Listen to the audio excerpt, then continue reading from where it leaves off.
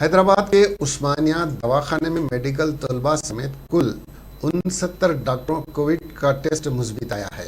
اسپتال کے superintendent be Nagendra نے کہا کہ گزشتہ 3 دنوں میں کووڈ-19 کے کیسز کی تعداد میں اضافہ ہوا ہے۔ کل 69 ڈاکٹروں میں سے 20 انڈر گریجویٹ اور 10 پوسٹ گریجویٹ بھی ہیں۔ ایک ایسوسی ایٹ پروفیسر، 3 اسسٹنٹ پروفیسر اور 35 ہاؤس سرجن، یہ سبھی کووڈ-19 کی ہلکی علامات میں مبتلا تھے اور گھر سے الگ تھلگ تھے۔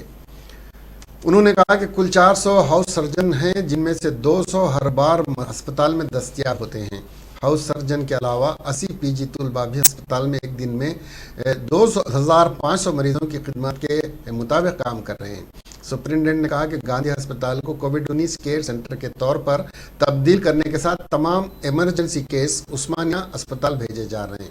معلوم ہے کہ بدھ کو IIT حیدرآباد کے طلباء اور پروفیسر سمیت تقریباً 119 افراد نے وائرس کا مثبت تجربہ کیا ہے۔